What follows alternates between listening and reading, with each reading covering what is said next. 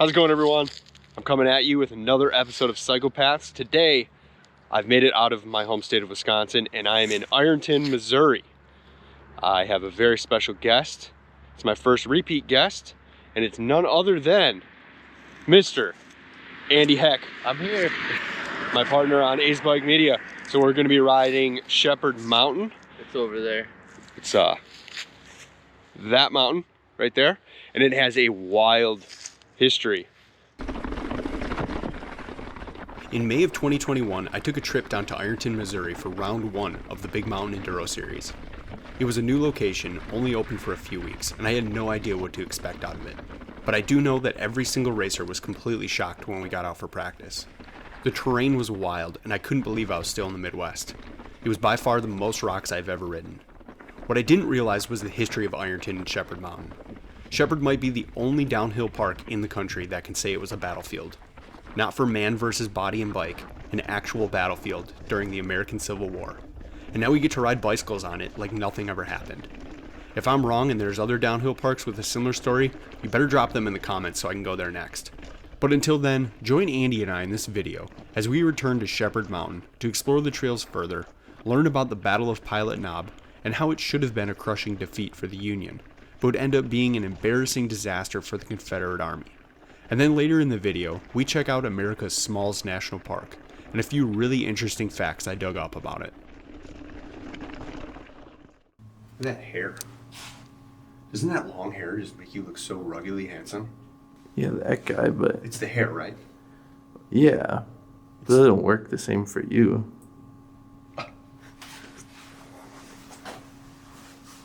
I wasn't trying to make this about me, Andy.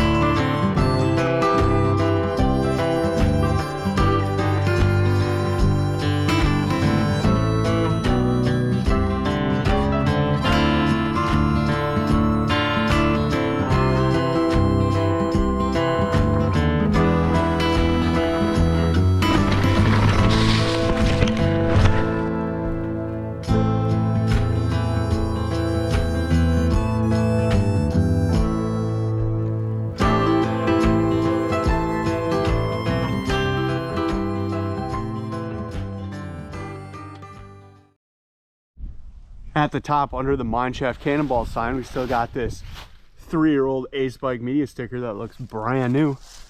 I put that up at the Big Mountain Enduro in 2020. Yeah, I think it was 2020. So it's been hanging in there. I'm surprised to see it.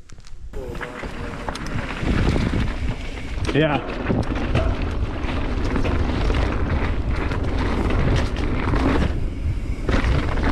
Woo!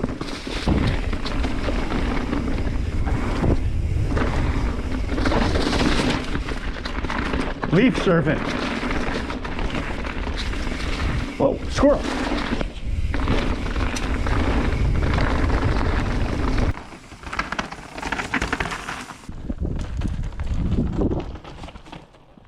As you can see, rocks are the name of the game here at Shepherd Mountain. Even the green trails are pretty gnarly. But it sounds like Phase 2, which starts construction this year, will include lots more beginner-friendly trail options, a new jump line, and cross-country loop. I really front-loaded a lot of the riding footage in this video, so if you want more of the history and storytelling, feel free to skip ahead in the video, but not before you hit that subscribe button, because that helps our channel out and it makes me feel special. If you've never watched an episode of Psychopaths, I want you to know that it's not just about cycling. It's more about the adventure and the history we surround ourselves with. Cycling just happens to be my favorite way to explore. But in this specific case, you don't have to be an adrenaline-fueled mountain biker to enjoy Shepherd Mountain. It's a very popular, family-friendly hiking spot with lots to see. Like the Civil War cannon positions I'll talk about later, or remnants of the short-lived ski operation. both of which got me thinking there's a metal detector in my near future. The mountain also now features a couple of bouldering routes for climbers, which is a sport I've started to dabble in with my friend Alex and my daughter Natalie. If you want to learn more about that, head over to the Eastern Missouri Climbers Association website or download the Mountain Project app.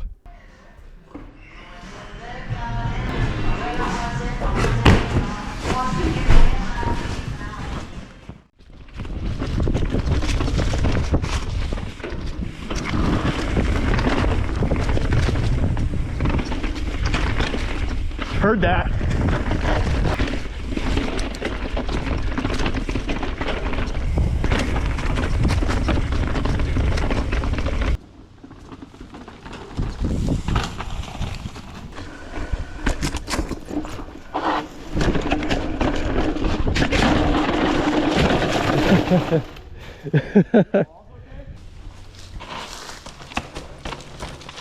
Yeah. Oh, are your balls okay? Yeah.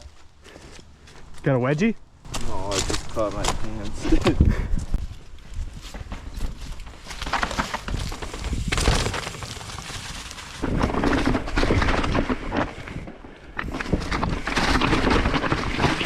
Sudden drop off. Huh. This is too consequential for me these days. I was wilder in my youth.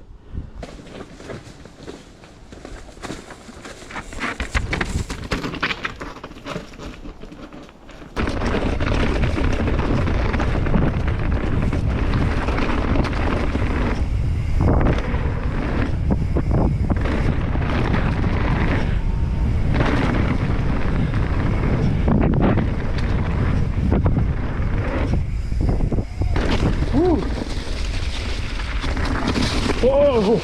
Oh.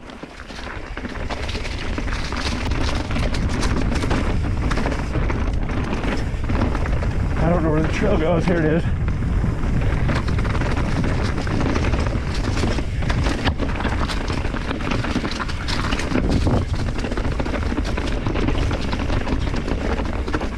Damn. Holy shit. Good job, Eli. Heck yeah. Good job, man. I'll let you guys go ahead. Seeing families enjoy the outdoors is always so awesome to me. It's not uncommon to see dads out riding with their kids. I even have a few videos up on the channel of my kids. But something I've never encountered is 3 generations of riders on the trail. We met the Hendys while scoping out some lines, and chatted with them several times on the trails and the lift. They even came to check on me after I dodged what could have been potentially the most consequential crash of my life, which I'll show you in a little bit. If you want to see what they're up to, they have their own YouTube channel called Hanging with the Hendys.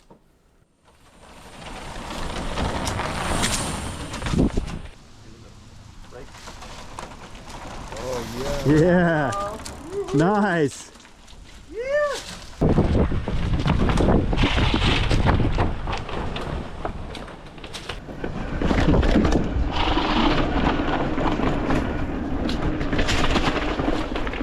Got a little slick for me on that one. Yeah, we're connected into that road. Andy, you having fun? It's pretty good for now. Seemed like a lie. I went down, I was in Las Vegas, right?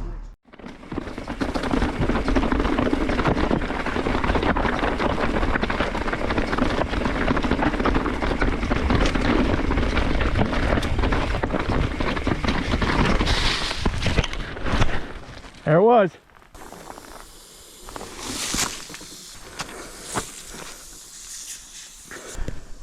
And a flat. I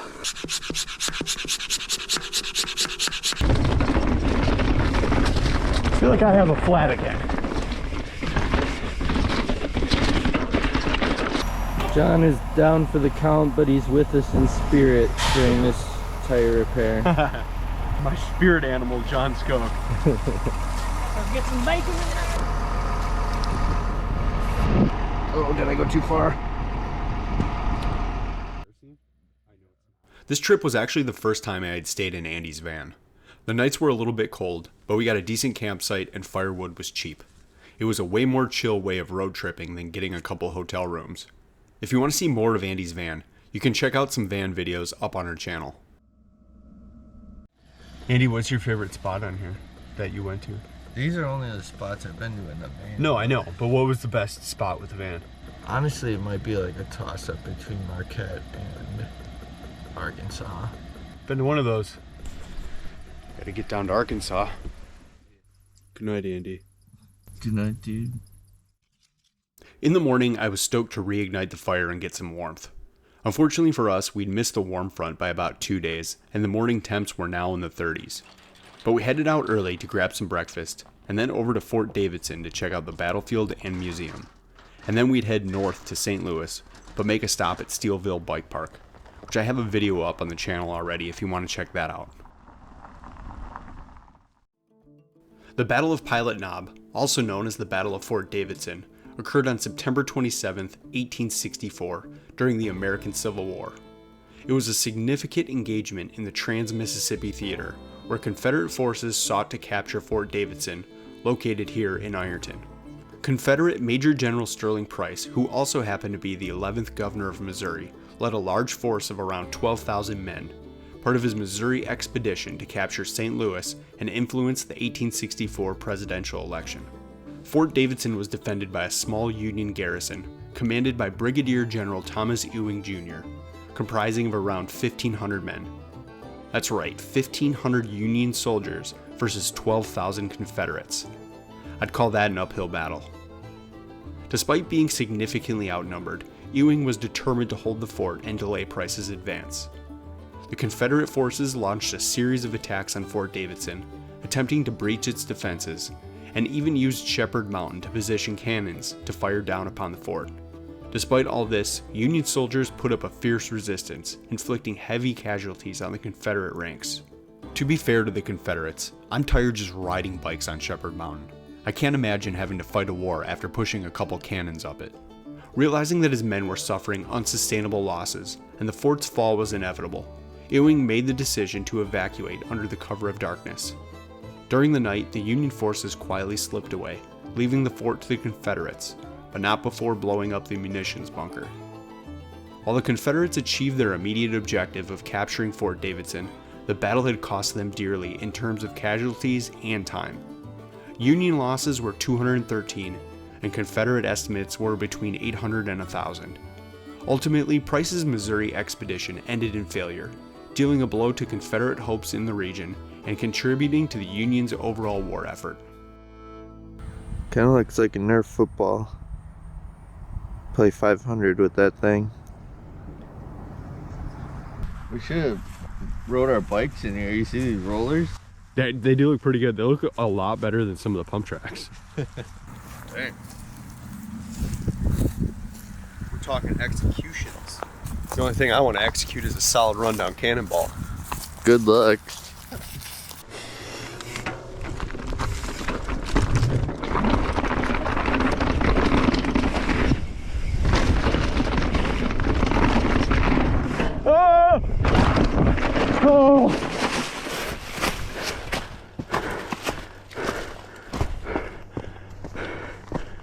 I landed somewhere on this rock.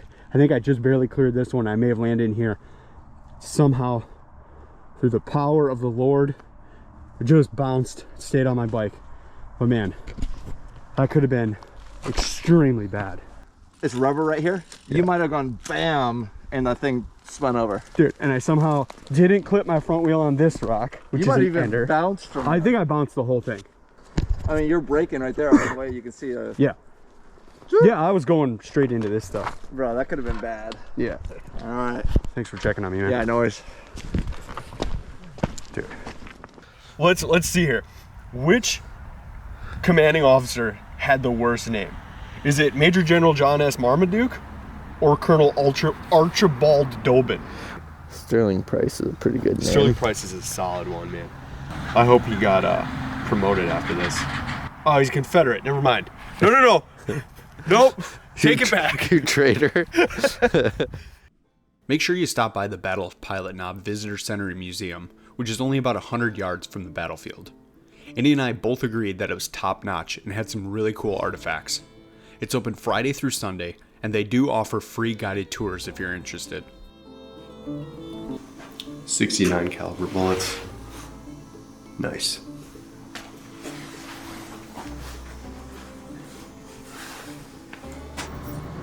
Oh.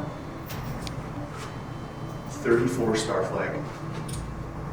So this is the cabinet where you don't want to see any of this stuff come out on the field.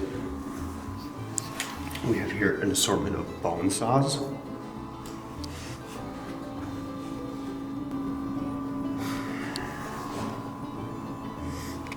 Different times. That looks like something you'd find in someone's bedroom. There could have been some of that on the battlefield too. Stress relief. As for the fate of the two commanding officers, General Ewing of the Union Army would go on to continue practicing law after the war, and would even represent employees of the Ford Theater after President Lincoln's assassination. He would die in 1896 in New York City after being hit by an omnibus driver. And Confederate Major General Sterling Price? He would die of cholera in Mexico in 1866. His death certificate lists his cause of death as chronic diarrhea. If you're planning on checking out Ironton for yourself, I thought I'd throw a few recommendations out there, other than hitting the bike park and the museum. On my first trip, I stayed directly across the street from Fort Davidson, at the Fort Davidson Hotel. The owners were super cool and seemed jacked to welcome the mountain bike community. If camping is more your style, check out Arcadia Valley Outdoors. Their sites are very reasonably priced and located directly behind the bike park on Shepherd Mountain Lake. Also, make sure you stop into the quaint little downtown area and check out the courthouse, which still has cannonball and musket scars you can see today, as well as some really good restaurants. I've tried a few of the popular ones, and they're all pretty good. But if fine southern cuisine is what you long for, the nearest Waffle House is an hour north.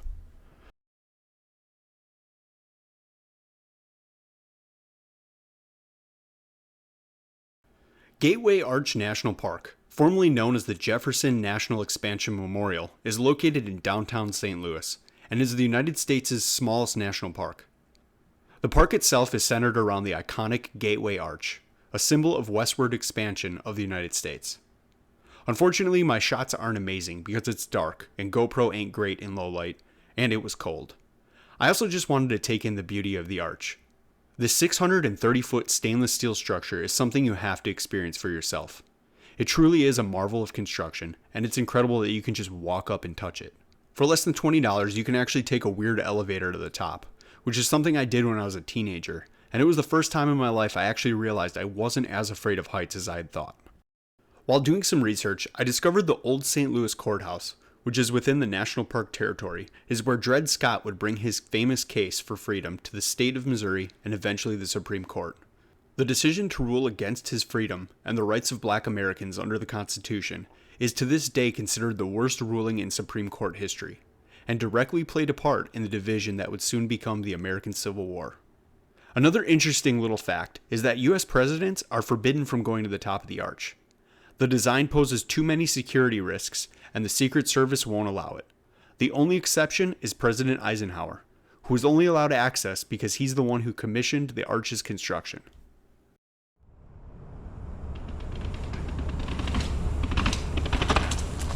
Dude, this place just doesn't get any less sketchy feeling.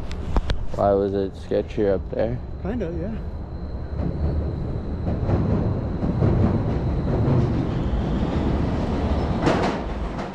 We hope you enjoyed this episode of Psychopaths.